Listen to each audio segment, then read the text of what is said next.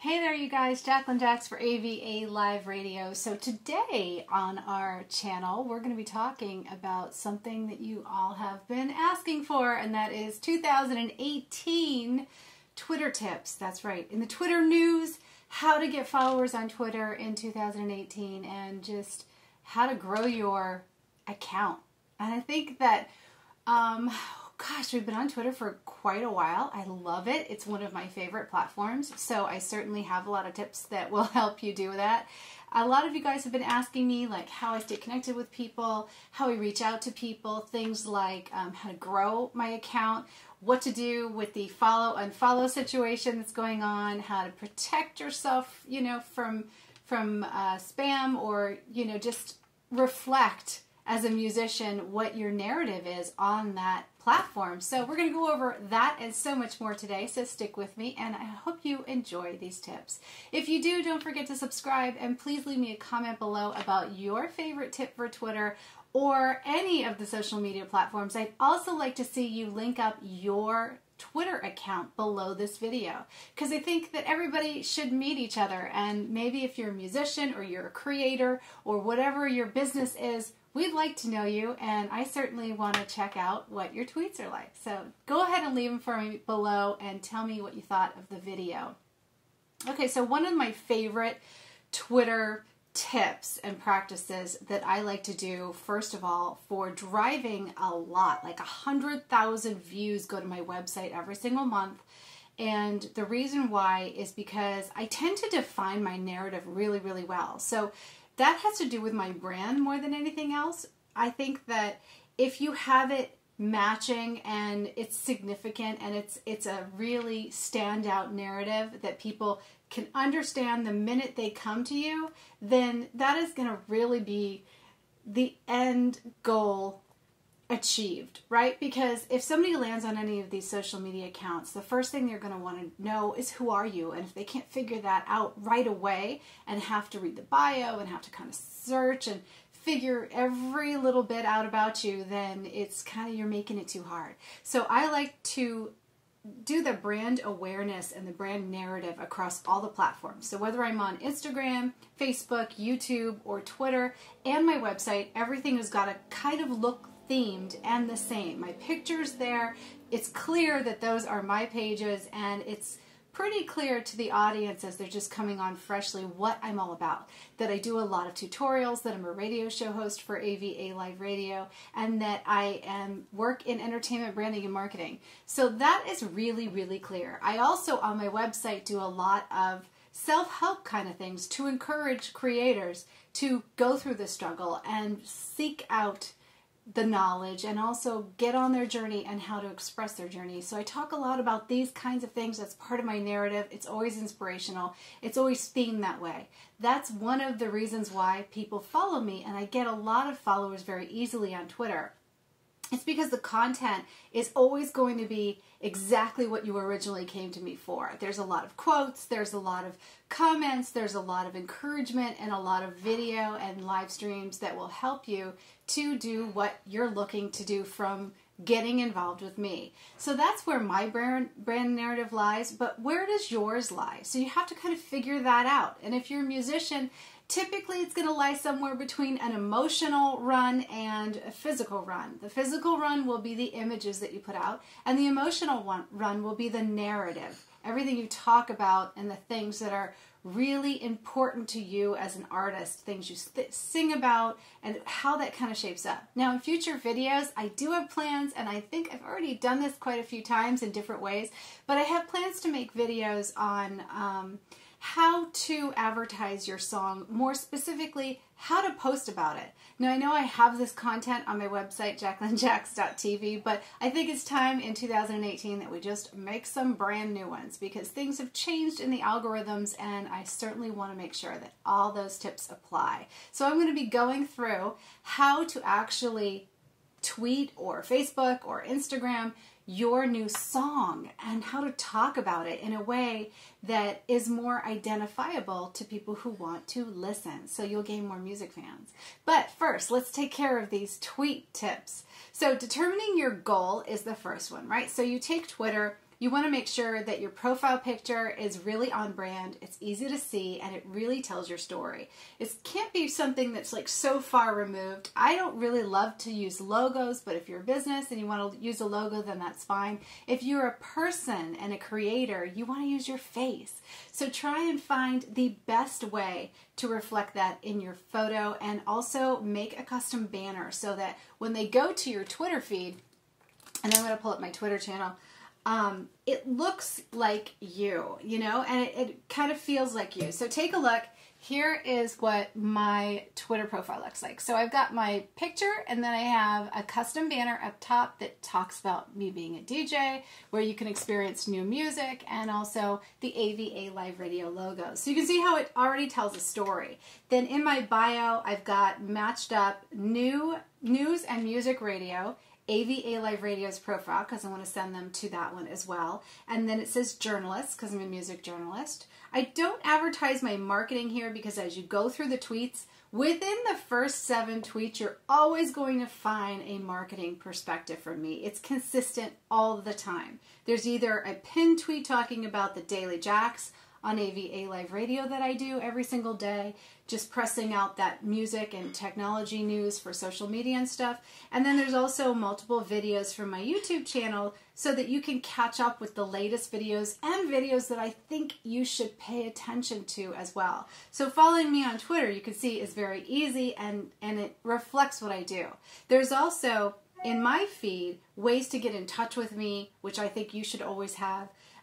In this case, there's a music application if you want to go to AVA Live Radio and submit your music.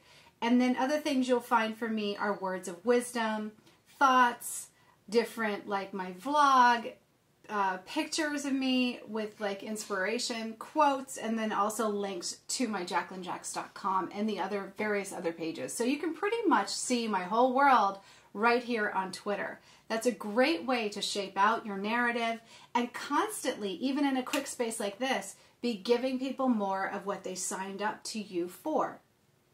Now, another way that I use Twitter is to stay in touch with people, and the best way to keep your profile really active and keep people growing and coming to your channel is by making sure that you interact with people. So a lot of times it's not just about dropping something on social media. So even if I'm on Facebook or Instagram, wherever I am, I don't just drop stuff there. I actually stick around for a little while.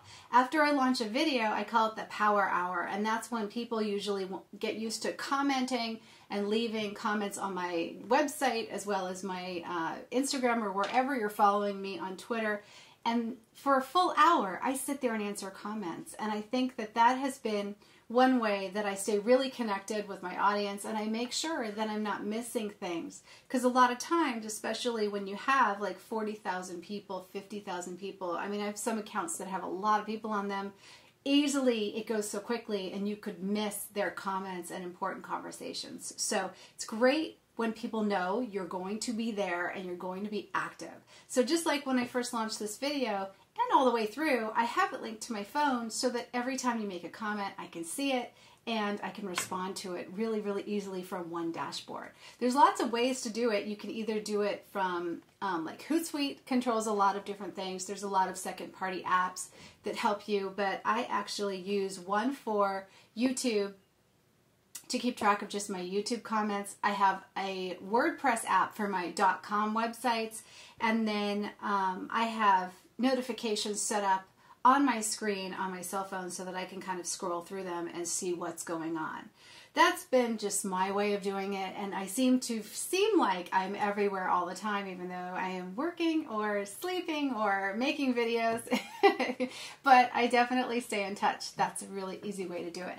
No matter how large I grow, I've noticed that there's little things like the messenger system that maybe I don't get to, and I'll eventually get to the comments, or I'll help somebody go through them if there's way too many. But in essence, I think it's easy to reply to the comments on the face of all of your social media platforms. So you certainly should at least do that. And then a lot of business is done in the messenger system. So you might want to check that out. And as you're growing, you just keep up with it. And then eventually you get an assistant to help you out with what's going on as your accounts get much more popular. Now, determining your goal, we went over. Ways that I organize is to, I also use Twitter lists, and Twitter lists are really easy. You can see them if you go to your home page on your Twitter account. You could see this little section called list. When I clicked on it, I have a bunch of different lists that I keep people categorized under. So people that I'm working with, influencers that I'm friends with, music industry people, record labels, festivals, booking agents, stuff like that. I keep all organized in private playlists or private tweet lists on here. And that's how I can easily pull one up.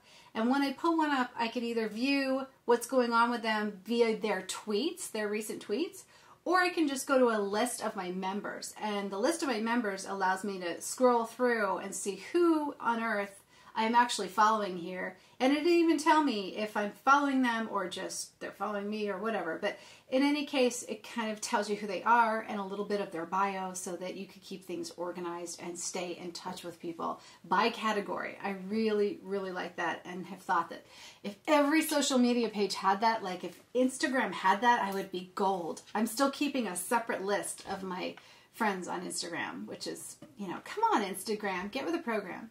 All right, so 3 hashtags in every post is something to encourage growth and also help with relevancy of your tweets. I also recommend that you go to the search category and take a look at all the trending conversations and, you know, just reply or retweet a quote of something that speaks to you, you know, something that you're interested in, so people can get to know more than just the, hey, look at me, or hey, look at my page, or hey, watch my video, or, you know, all of that stuff. You kind of want to mix it up and show a personality and part of your narrative. Oh, look at that. That's awesome. Just want to point out while I'm here that indie songwriter Ligia Hoda with Fire Gun, I just posted about her today, and now she is a most popular article on Twitter. That is so awesome. So cool. So congratulations, girl. She's so cool. I love her voice. It's so pretty. All right, so now getting back to my tips. Building your list, I talked about. Getting a list of influencers is really important, even if they don't follow you back. Try and engage with like 10 of them a day so that you can not only get seen in their content feed back and forth and comment with them, but maybe they'll answer you or get to know you. I have met many of my super fans actually just by doing that. They just stayed in my eyeline and then just were consistent day after day after day. And over time, honestly, they just became like really good friends because it was really nice to see them always showing up for my latest tweets, always responding back, always active, and that's really how you build friendships in this world. So you definitely want to keep them, and don't get discouraged if they don't answer right away. Just keep at it. You'll eventually get an answer, and you'll eventually become someone in their inner circle.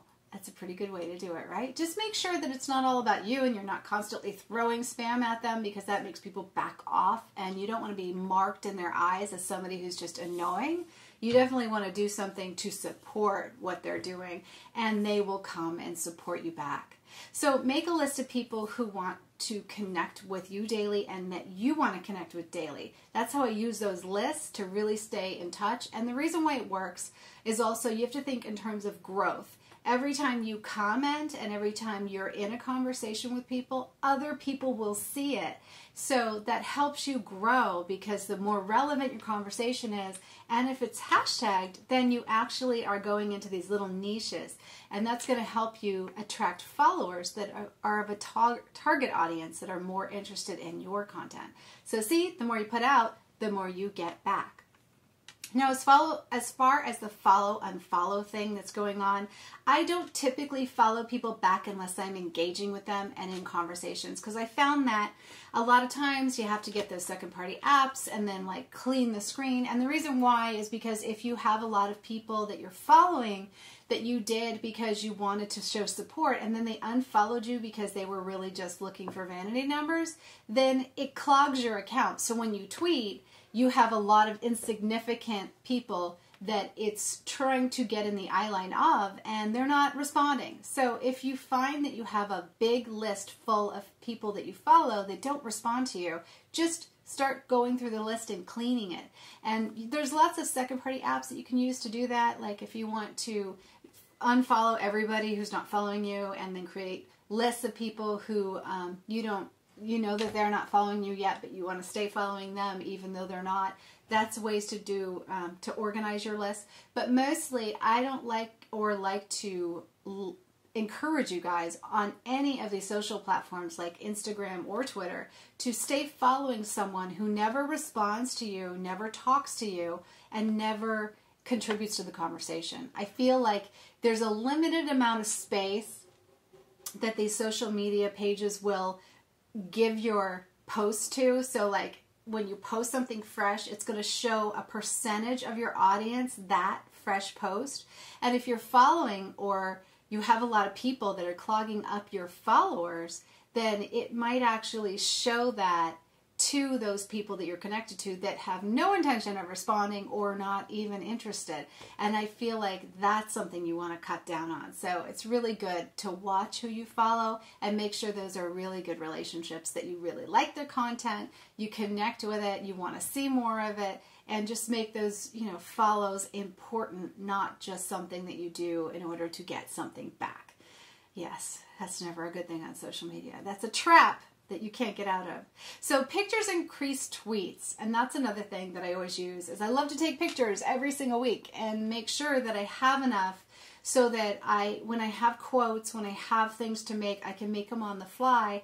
And if I just have something in my mind as a part of a conversation that really makes sense, that I can go ahead and throw it on a good picture. Now, I do this by just taking a lot of pictures when I have these filming days. I do behind the scenes pictures. I just try and grab pictures every single day and just keep them on my phone, keep them on my iPad, so that whenever I have a thought and I want it to be more impactful, I do a quote on something, or I use an image and then just write it in the image line. Then I can additionally reuse that on Facebook and also Instagram because it's an image.